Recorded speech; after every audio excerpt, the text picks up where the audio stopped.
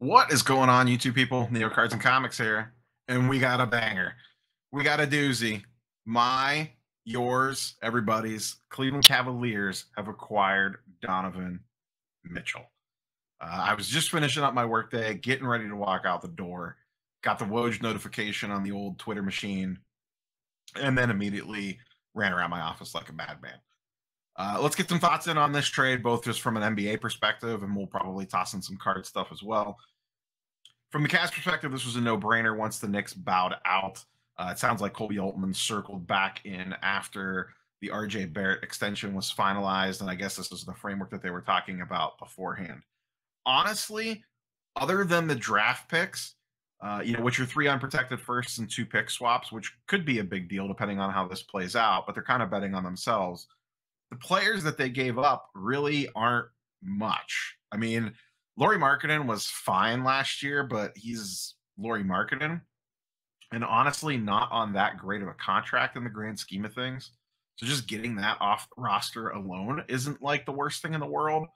Colin Sexton, I've always been Team Garland over Sexton. Anyone that's watched the channel for a while is very aware of that. But I felt like the Cavs really needed to bring him back. I'm not a big LeVert guy. I actually like Sexton more than LeVert, but he's the only real piece that they gave up in this. Abaji, we don't know what he is yet. He's first round pick out of Kansas, but he's pretty old. I think he's 22. He was a senior, I believe, when they drafted him. So it's not like he's some young prospect that can grow on the roster for a long time. And he was like a 15th, 16th overall pick. So it wasn't like you're giving up a top 5 pick here. And then it all comes down to the draft picks. The Jazz are betting on the fact that Mitchell maybe pieces out after 3 years. And the Cavs are betting on the fact that they're going to be pretty good. And on paper, they're going to be pretty good. You have Garland, Mitchell, Mobley, and Allen right now, basically 4 all-stars. I mean, Mobley's not officially an all-star yet, but it's trending that direction. They have one of the best defensive front courts, if not the best defensive front court in the league. Yes, Mitchell and Garland are going to be bad on the defensive end, for sure. But when you have Allen and Mobley backing them up in the backcourt, or in the front court, rather, you could kind of let some things slide. Now, they have a glaring weakness at 3, but you have Isaac Okoro on the roster, not the best offensive player in the world, but a decent defender. He's probably going to be their starter, or at least right now, either him or Chetty Osman. And then you have LeVert coming off the bench. You have Love coming off the bench, and you have Rubio coming off the bench once he's back and healthy. That's a really good team. And who's to say that they don't make some sort of other move between now and the start of the season? I think they probably ride into the season with this roster, wait to see how things shake out, and then see what they need once they get some games under their belt. Love is a really good expiring contract. He's off the books this year. He's in for like $30 million. The problem is that you don't have any other really draft picks to kind of kick in with his contract to pick something else up, unless someone's just looking to salary dump. And you're basically out of young players that you're going to trade away. But you have an extremely young core. Mitchell, I believe, is 25 or 26 years old.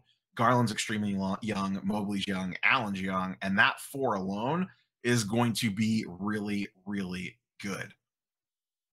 I would think that they're at least a favorite to make the Eastern Conference Finals, or at least be in the top 4 in the East at minimum, and then kind of see what happens. We need to see how the roster plays out once it gets on the court.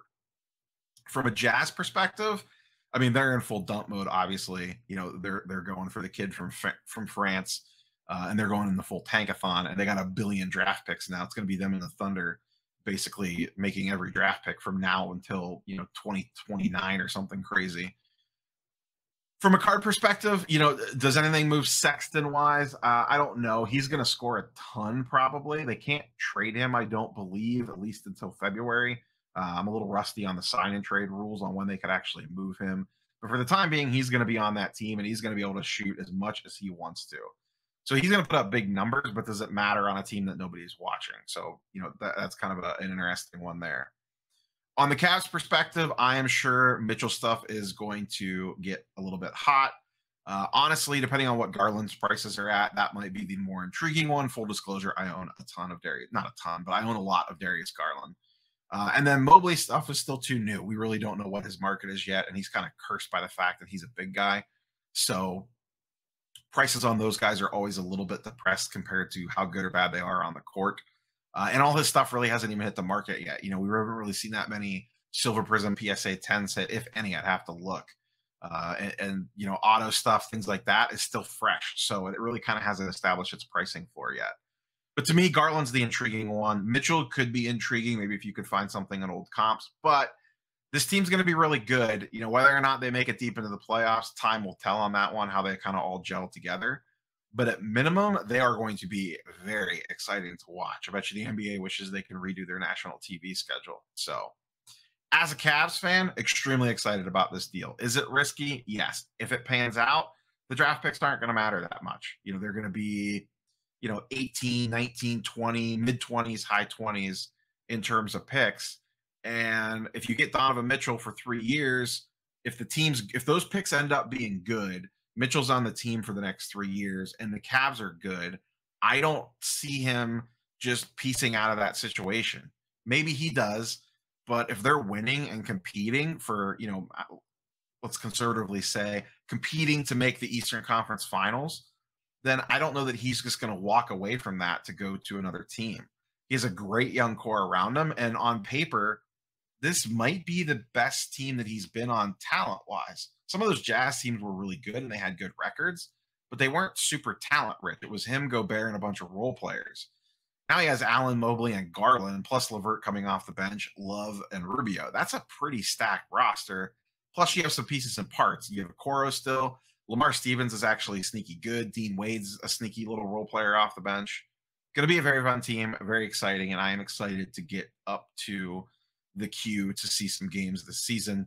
And very interested to kind of see how the card stuff shakes out. Ship Shawana card shows this weekend. I have a feeling Donovan Mitchell is going to be a very hot name, along probably with Darius Garland. So that's all I have for you guys and girls. I had to make this video. Super excited as a Cavs fan. Catch you guys and girls on the next one. Peace.